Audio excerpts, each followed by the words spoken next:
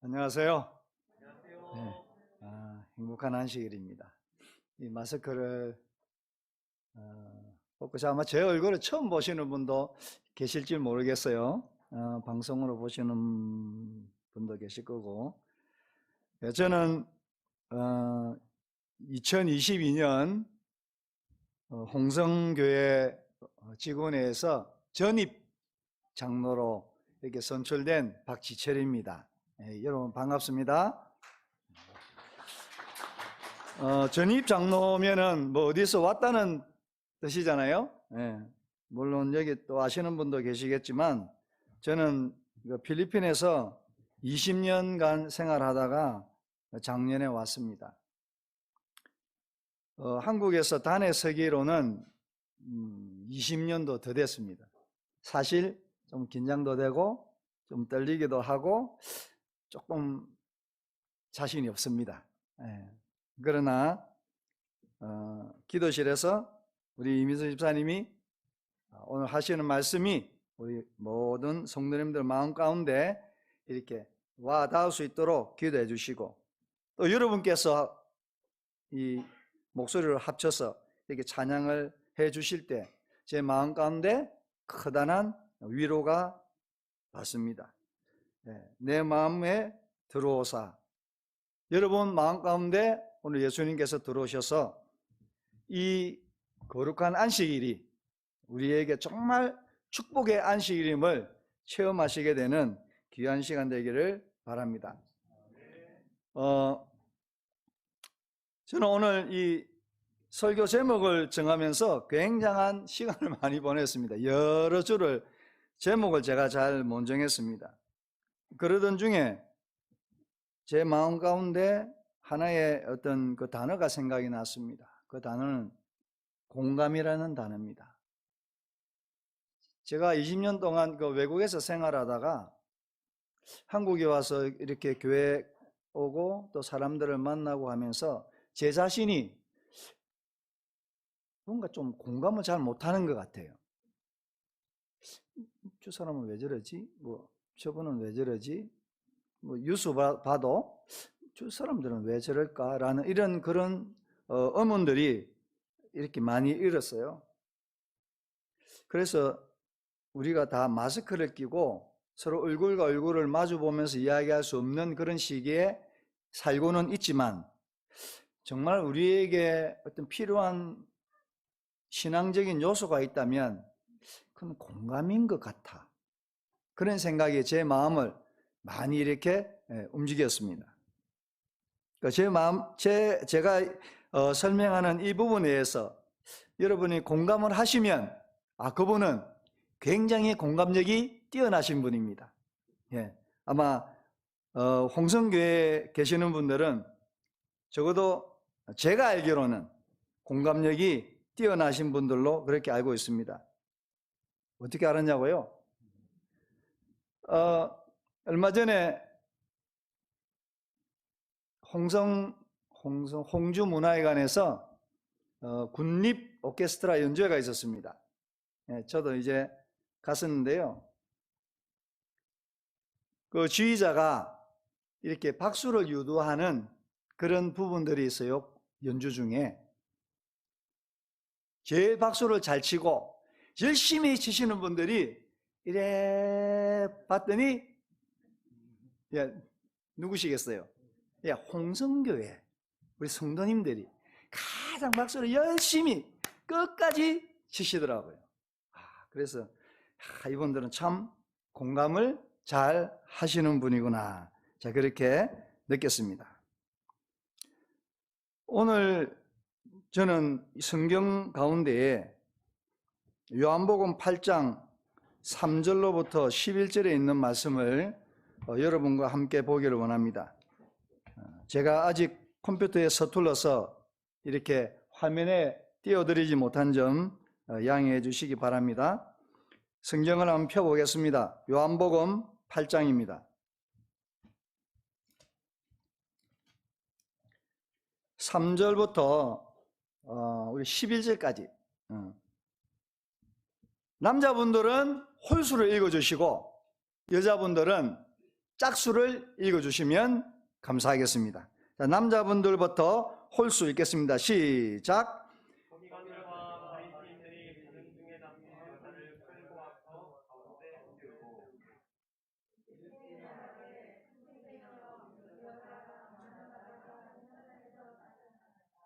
요한복음 8장 3절 맞습니까?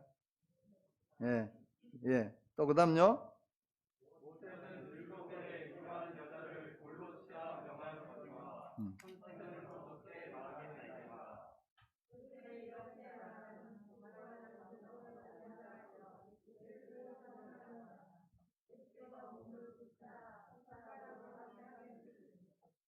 그들이 묻기를 맞이하였는지라. 이에 일어나 이르되 너희 중에 죄 없는 자가 먼저 돌로 치라 하시고,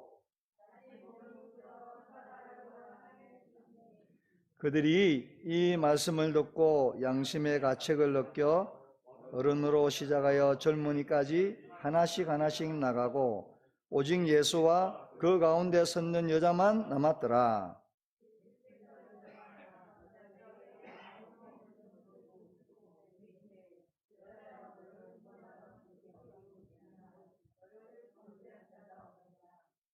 대답하여 주여 없나이다. 예수께서 이르시되 나도 너를 정죄하지 아니하노니 가서 다시는 너를 죄를 범하지 말라 하시니라.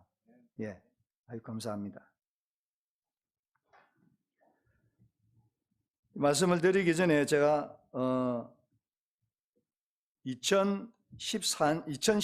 4월에 있었던 한 그 기사를 여러분들에게 소개해 드리겠습니다. 2010년 4월 서울 가정법원에서 실제로 재판 중에 일어난 일입니다. 서울 도심에서 친구들과 오토바이를 훔쳐 달아난 혐의로 한 소녀가 구속되었습니다. 16세 된 이 소녀는 작년 가을부터 14건의 절도와 폭행으로 범죄를 저질러 이번에는 더 이상 이 무거운 형벌을 면할 수 없게 되었습니다. 이제 김규옥 판사는 재판장에 등장해서 다음과 같은 판결을 내립니다. 그 소녀에게 이렇게 이야기하죠. 앉은 자리에서 일어나 나를 따라 힘차게 외쳐봐. 나는 이 세상에서 가장 멋있어. 그 다음, 나는 이 세상에서 두려울 게 없어. 나는 이 세상에 나 혼자가 아니야. 나는 무엇이든 잘 할 수 있어. 이렇게 판사가 먼저 외치고 이 소녀는 그 판사의 구호에 따라 독창을 합니다.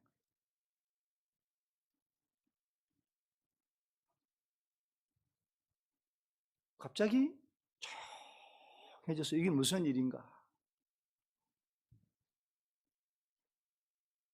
방청객은 침묵이 흐르고 이 소녀는 그 재판장의 선창하는 소리를 따라할 때마다 눈물을 흘립니다. 참 기이한 장면이 일어난 거죠.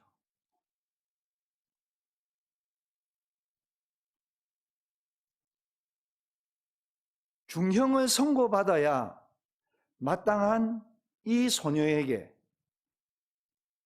이 재판관은 이와 같은 제가 조금 전에 읽어주었던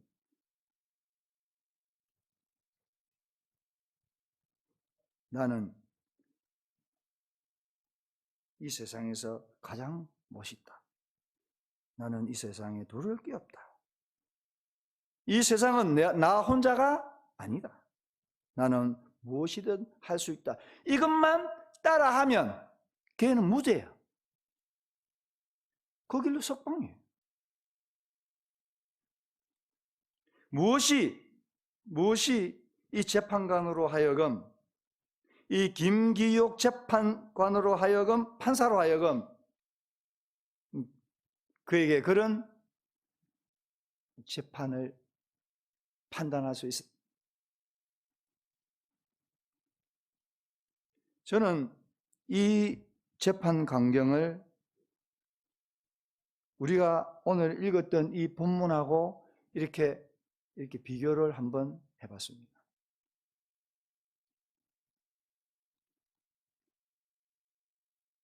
우리가 방금 이 성경 말씀은 분명히 이 여인은 죄인입니다. 어느 누가 부정할 수 없는, 그것도 현장에서 잡힌 죄인, 음행하다가 잡힌 죄인. 그래서 모세의 율법에 의하면 여러분이 보셨듯이 어떻게 해요? 돌멩이로 치게 되어 있습니다. 좀 잔인하죠?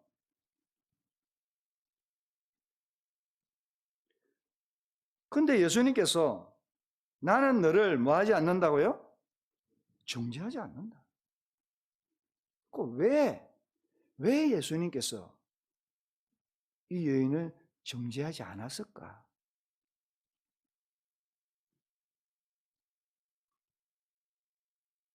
저는 정말 오랜 시간 동안 궁금했고 생각을 해봤죠. 정말 왜 이렇게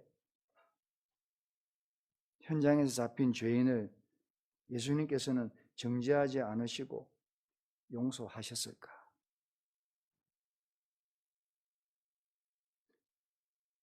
여러분, 제가 두 이야기를 동시에 하면서 여러분 잘 이해해 주시면 감사하겠습니다. 이 재판장에 있는 이 판사가 이 소녀에게 아무런 형을 내리지 않은 그 배경이 있습니다. 그걸 제가 먼저 여러분에게 설명을 드립니다.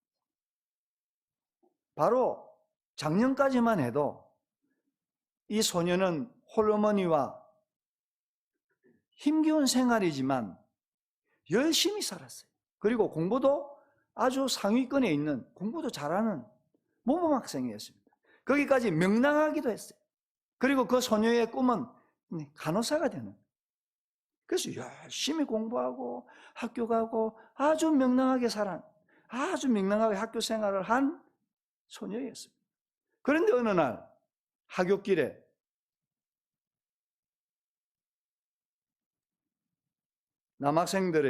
여러 명의 남학생들에게 집단 폭행을 당합니다.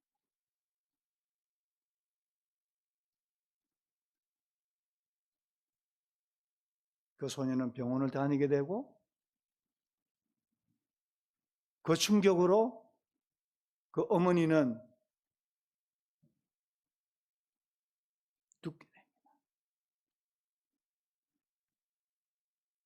그리고 하반신 마비가 되죠. 한순간에 이 소녀는 그가 꿈꾸는 그 간호사 구름 속으로 사라졌습니다.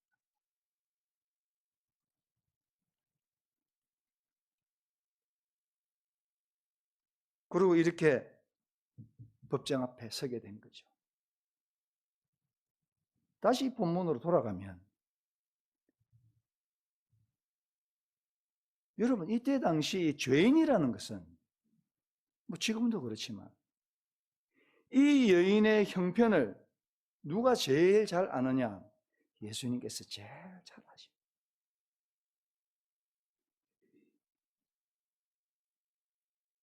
굉장히 어려운 상황. 정말 요즘 흔한 말로 인생이 꼬일 대로 꼬인 사람. 아무리 내가 발버둥을 쳐도, 아무리 내가 노력을 해도 더 이상 이 생활에서 벗어나기 힘든, 보는 사람마다 손가락질하는,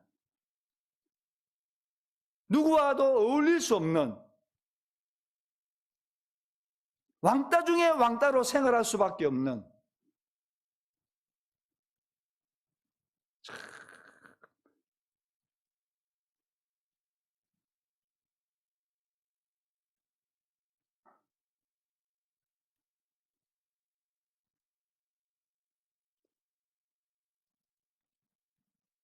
누가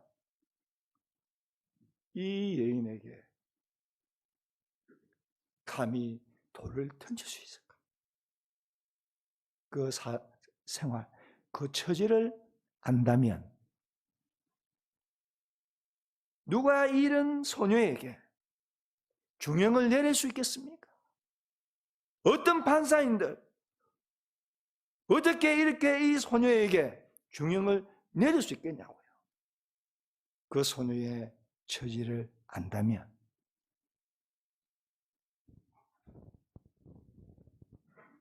저는 이 말씀을 보면서 큰 공감이 갔지. 이때까지 60 살짝 넘었어요, 제가. 이 나이 동안 살면서 가족에게조차도 때로는 공감해주지 못한 참 제 자신을 발견하게 돼요. 누구보다도 잘 알 것 같은 가족에게조차도 그렇게 해주지 못한 참 제 자신이 부끄럽고 참 용서가 안 됐어요.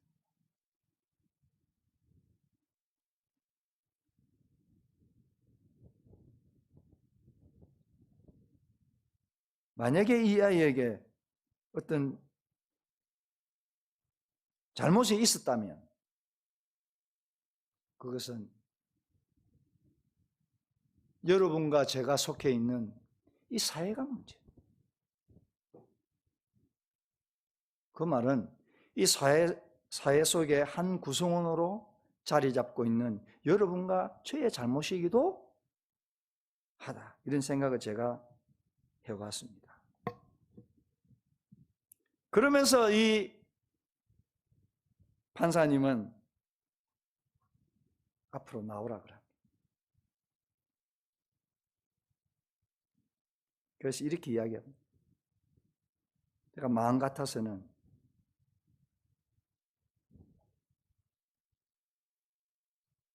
꼭 안아주고 싶은데 너와 나 사이에 이 법대가 있어서 이 정도밖에 할 수 없구나 그렇게 합니다. 여러분 이것이 예수님의 사랑 아니겠습니까?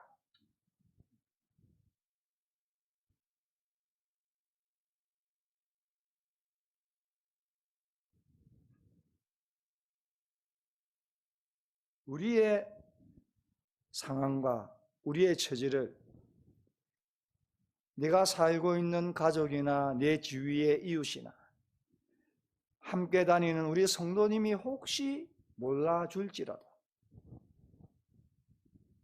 여러분 실망하지 마세요. 누가 계시기 때문에요? 예수님. 우리는 그런 예수님을 마음 가운데 모시고 그런 예수님을 만나러 오신 여러분은 정말 행복한 사람입니다. 저는 그렇게 생각합니다. 아직까지 주저하면서 성전으로 나오지 못하는 분들이 계시다면 이런 뜨거운 공감 능력을 가지고 계신 우리 예수님을 소개하면서 함께 위로받고 함께 힘을 합쳐서 더욱더 성령 충만한 그런 홍성교회로 만들어가면 좋겠습니다. 저는 이런 일들을 생각해 보면서 떠오르는 것들이 문득 떠오르는 일이 있었습니다. 여러분 너무 잘 아시는 태안 기름 유출 사건. 얼마나 많은 사람들이 손발을 걷어 붙이고 그죠? 그 왜 그래요?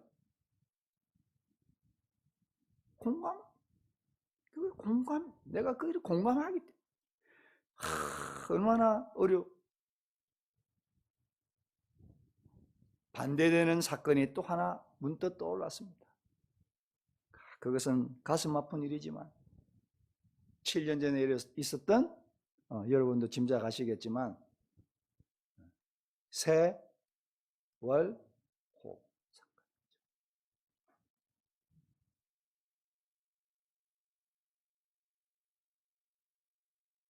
그분들이 바라는 건 그렇게 크지 않습니다.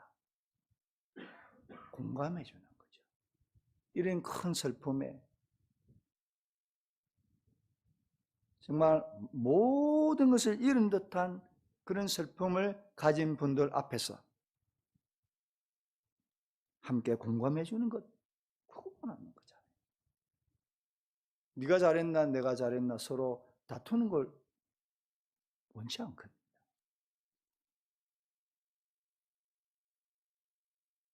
그런 거 보면 때로는 어떻게 저렇게 이런 생각도 들 때가 많습니다. 모든 일을 모두 다 공감해야 할 이유는 없습니다. 때로는 우리가 공감이 안 될 때도 있습니다.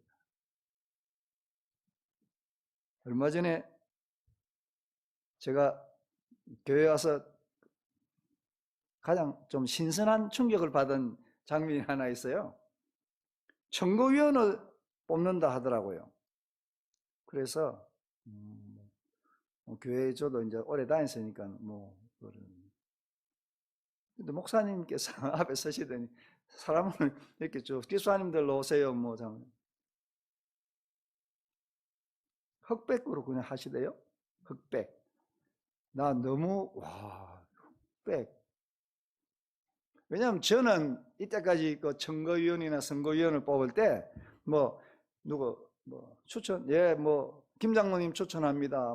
박 장로님 추천합니다. 그러면 서기에 나와서 적으세요. 칠판에 적고 자 그러면 투표하겠습니다.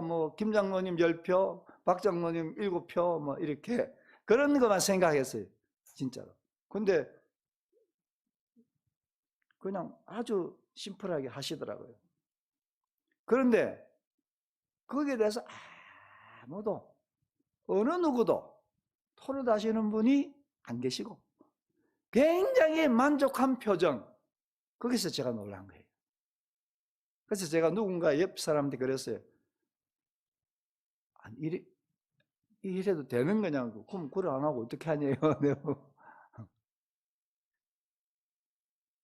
여러분 때로는 우리가 공감할 수 없는, 공감하기 어려운 일도 있을 수 있습니다. 그런 일이 이 성경에는 이와는 정반대로 아주 예수님께서 우리가 생각할 때 굉장히 화가 나신 것 같은 장면이 나오죠. 요한복음 2장에 보시면 예루살렘에 6월절에 예루살렘에서 일어난 일이죠. 6월절이 돼서 많은 사람들이 성전에 모이게 되고 그 성전은 시끌벅적하게 됩니다. 그렇죠? 그러다 보니까 성전 안이 굉장히 소란스러워졌습니다. 성전에 와서 헌문을 할 때는 성전에서 사용하는 화폐를 드려야 됩니다. 세겔이라는 화폐를. 외국에서 오신 분들도 환전을 세겔로 해서 이렇게 드려야 돼요. 그러니까 어떤 분들 환전하는 분도 또 이제 짐승을 예물로 드린 분도 계시고 그런 복잡했습니다. 왜 예수님께서 여기는 그렇게 요한복음 8장에 있는 것과 정반대되는 행동을 보였었을까? 현장에서 잡힌 여인에게는 정죄하지 않는다고 말씀하셨는데, 용서하셨는데, 여기는 왜 이렇게 예수님께서는 성경에 이렇게 예언의 신도 보고 해도 화가 났다 이런 말은 제가 못 찾았습니다. 혹시 있으면 저한테 알려주시면 감사하겠습니다. 그런데 화가 났다는 말은 없지만 그 모양새는 화가 난 모양새예요. 왜냐하면 그 한전하는 상을 엎었다고 되어 있어요. 하여튼 예수님은 왜 거기서는 결국 그 사람들을 정죄하게 되었냐고. 왜 저 여인과 여기에 있는 이 사람들은 어떤 차이가 있을까? 제가 예언의 시를 이렇게 봤죠. 물론 성전은 거룩하고 여러분이 아시는 것처럼 성전은 그렇게 해야 되는 게 그거는 마땅합니다. 그거는 요즘 말로 100% 공감하네. 제가 읽다 보니까 제가 이런 그 내용을 읽게 되었습니다.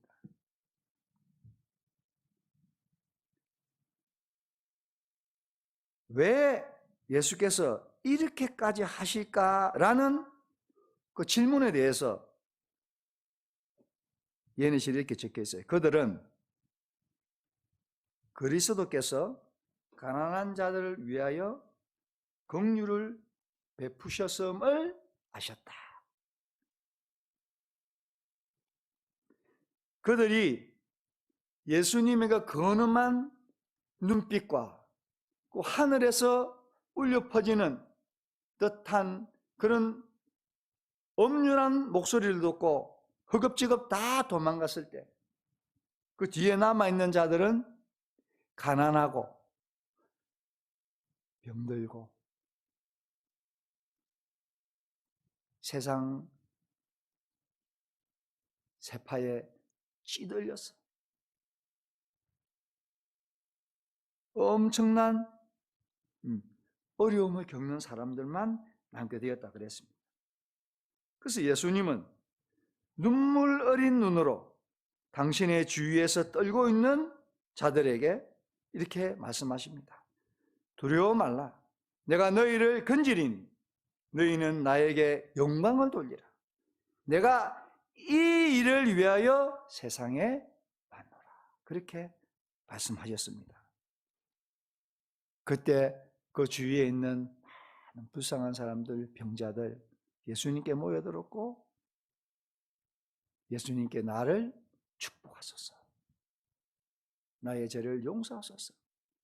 예수님께서 그들에게 그들의 간절한 그리고 아련한 호소를 들어주셨다 이랬습니다.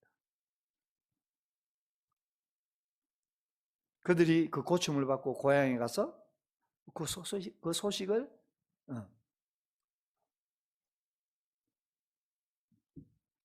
비할 데 없는 예수님의 사랑을 선전하였다. 그렇게 시대의 소망에 기록되어 있습니다.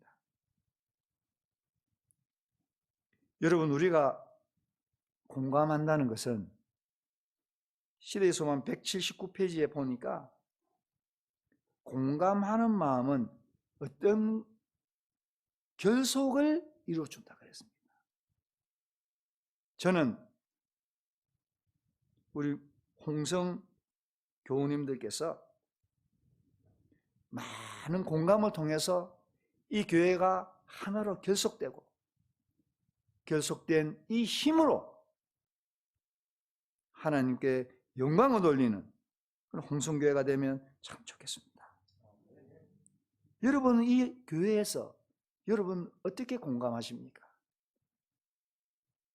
저는 개인적으로 교회에 오면 제일 먼저 순서리부터 봅니다.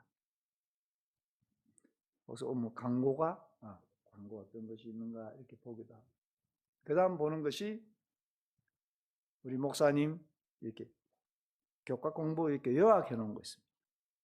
월, 일, 월, 화, 수. 목사님은 또 이렇게 생각하시는구나.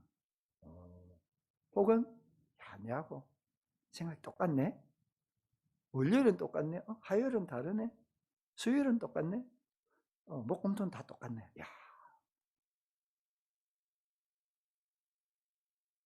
여러분이 교회에 오셨을 때 여러분이 사랑하는 이 교회와 여러분이 어떤 공감대를 형성하느냐 하는 것은 저는 신앙생활을 하면서 참 중요하다고 생각합니다. 왜냐하면 우리가 공감할 때 우리가 감동하죠. 감동은 사람을 움직이게 합니다. 어떤 형태로든지 움직이게 합니다.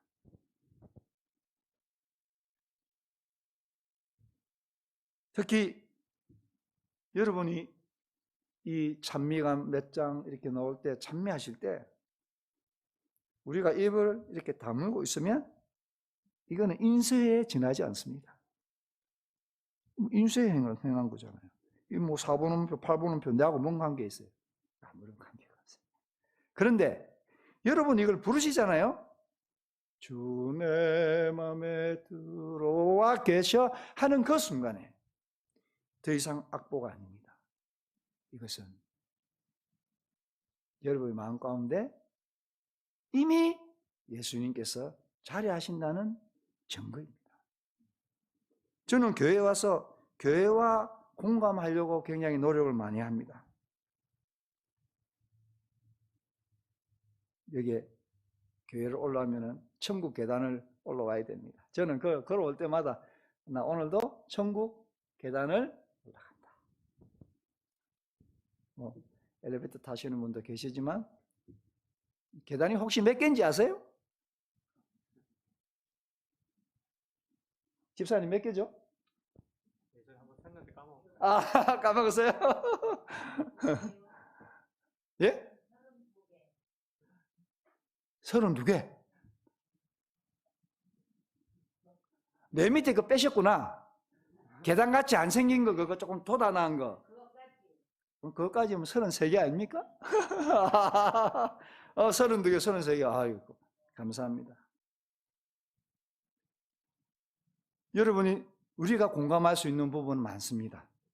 목사님께서 설교하실 때, 비록 마스크는 쓰고 있지만, 우리가 그 말씀에 공감하여 아멘이라고 여러분 마음속으로 혹은 소리내어 공감하실 때 이 홍성교회는 더욱더 하나로 결속하게 된다고 저는 믿습니다.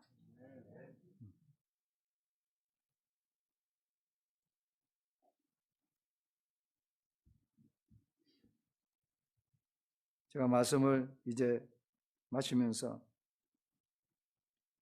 예언의 신에 있는 말씀을 읽어드리겠습니다. 그들은 그들의 사랑하는 구속주의 사업에 공감해야 하고 어떤 희생을 해서라도 주의 피로 산 영혼들을, 다 주 피로 산 영혼들입니다. 우리 모두는 구원하기 위해 수고해야 된다. 이거는 여러분 저 외부에 있는 분들뿐 아니라 우리 안에 있는 저희들끼리도 마찬가지입니다. 우리가 다 피로 산 영혼들입니다.